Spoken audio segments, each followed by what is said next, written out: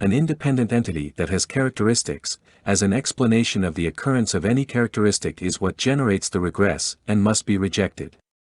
There is, of course, a third alternative. These three might neither have characteristics different from those possessed by ordinary phenomena or have no characteristics at all.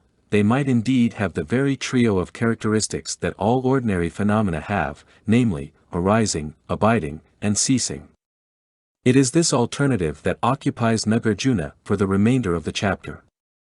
This alternative is interesting dialectically in that, on the one hand, it represents the most natural way to approach an analysis of dependent arising, namely, by consistently predicating it of everything, hence suggesting that it is indeed a candidate for an essence of things.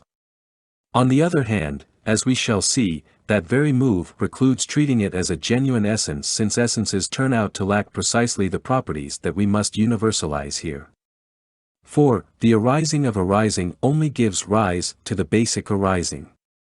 The arising of the basic arising gives rise to arising. This is the opponent speaking. He suggests that dependent arising arises from a more basic arising. This basic arising comes to be, but not on the basis of anything else. The idea, defended by some earlier Buddhist schools, is this: there are two levels of dependent arising.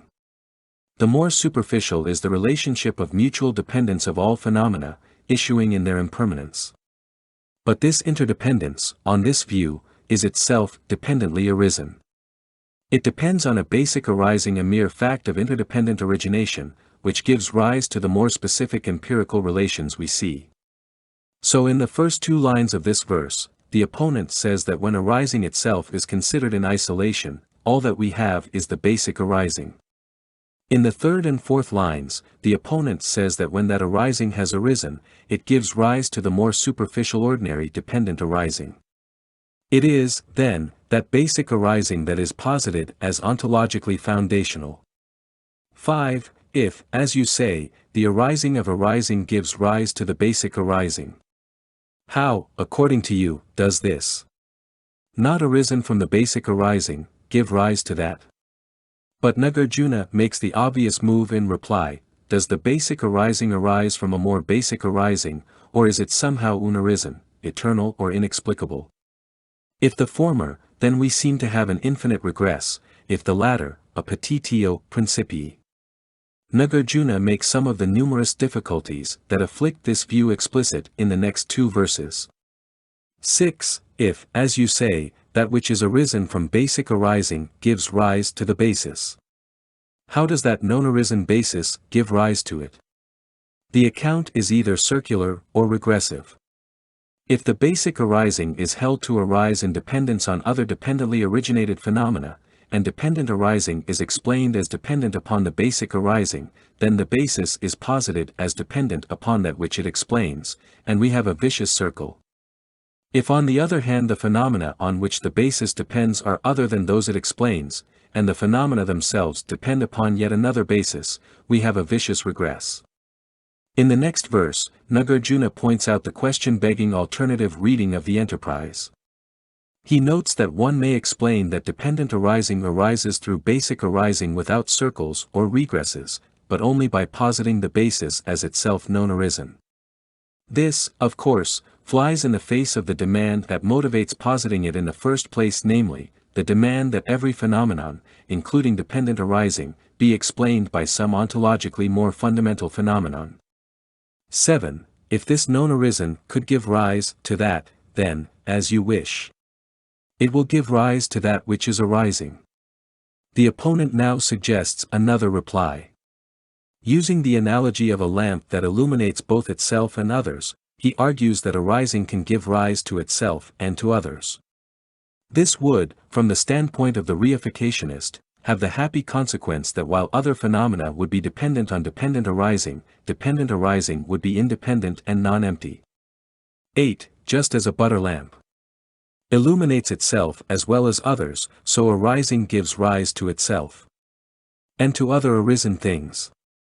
Nagarjuna now launches a lengthy critique of the example, arguing that the relation between the butter lamp and what it illuminates is not one that supports a notion of an inherently existent basis on which things that are not inherently existent can depend. 9. In the butter lamp and its place, there is no darkness. What then does the butter lamp illuminate? For illumination is the clearing of darkness. Here Nagarjuna is emphasizing a disanalogy between the relation between the butter lamp and what it illuminates, and the putative relation between dependent arising and what it depends upon. The opponent who wields the example does so in order to demonstrate a difference in status between dependent arising and the dependently arisen. Dependent arising is meant not to be dependently arisen, despite the fact that all dependently arisen phenomena are. So the appropriate analogy in the case of the lamp would map this difference in status between being dependently arisen and being independent onto the difference between being illuminated and not being illuminated.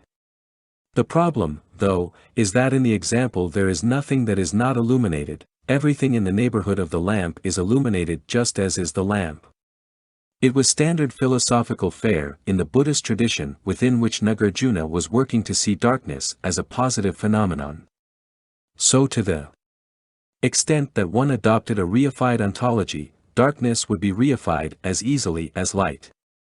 The attack on the butter lamp analogy can thus effectively exploit the difficulties Nagarjuna has already developed for theories that require inherently existent things to be related to one another. But it is important to see that even if one is not disposed to reify darkness, and regards it as the mere absence of light, to the extent that one reifies light, Nagarjuna can argue that one will be compelled to reify darkness as well. For if light exists inherently, then wherever light is not present it is essentially not present. And the essential non-presence of light is essential darkness. 10. If the arising butter lamp does not reach darkness, how could that arising butter lamp have cleared the darkness? Moreover, argues Nagarjuna, the example itself does not bear close scrutiny as a case of an entity with some inherent power giving rise to a set of effects that depend upon it. For the task of the butter lamp is the clearing of darkness or the production of illumination. Now the production of light and the clearing of darkness are, Nagarjuna claims, equivalent.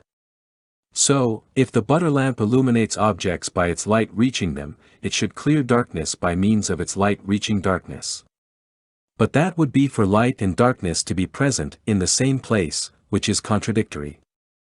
11. If the illumination of darkness occurs without the butter lamp reaching darkness, all of the darkness in the world should be illuminated. If it is not necessary, on the other hand, for the light of the butter lamp to reach darkness in order to dispel it, since there is a lot of darkness in the world not reached by any single butter lamp, that butter lamp should be capable of dispelling all of that darkness.